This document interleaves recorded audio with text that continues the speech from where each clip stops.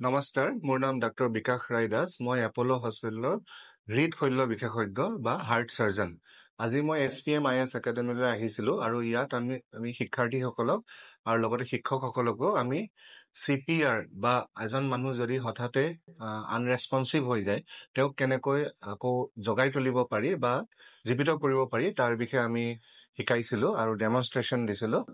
এজন মানুহ যদি হঠাতে সংজ্ঞাহীন হৈ যায় আৰু তেওঁৰ যদি হৃদস্পন্দন বন্ধ হৈ যায় আৰু উশাহ নিশাহ বন্ধ হৈ যায়, তেতিয়া পোনপ্ৰথমে আমি ঠাইখিনি নিৰাপদ হয় নহয় সেইটো চাব লাগে। আৰু তাৰ পিছত আমি বুকুৰ সোঁমাজত যিডাল হাড় থাকে, সেই হাড়ডালৰ তলৰ ভাগটো তাৰ ওপৰত আমি হাতখনৰ যিটো এই তলুৱাখিনিৰ এই অংশখিনি তাত থৈ আৰু ইখন হাত এই হাতৰ ওপৰত লৈ আমি এই এলব' জইণ্টটো ষ্ট্ৰেইট ৰাখি আমাৰ ওপৰৰ শৰীৰৰ ভাগটো দি আমি হেঁচা প্ৰয়োগ কৰি মানুহজনক জীৱিত কৰি তুলিব পাৰোঁ। এইটো মিনিটত আমি 100 বাৰ কৰিব লাগে আৰু 30 বাৰ কৰাৰ পিছত আমি 2 বাৰ মুখেদি ইজন মানুহৰ মুখত আমি বতাহ নিক্ষেপ কৰি মানুহজনক জীয়াই তুলিব পাৰোঁ। এই গোটেই প্ৰক্ৰিয়াটোকে কাৰ্ডিঅ'পালমোনাৰী ৰিচাচিটেশ্যন বুলি কয় আৰু এইটো আমি সকলোৱে জনা উচিত, সকলোৱে শিকিব লাগে। আৰু এইটোৰ দ্বাৰা আমি এজন এনেকুৱা সংজ্ঞাহীন হৈ যোৱা মানুহ বা হৃদস্পন্দন বা উশাহ নিশাহ বন্ধ হৈ যোৱা মানুহকো আমি জীৱিত কৰি তুলিব পাৰোঁ। ধন্যবাদ।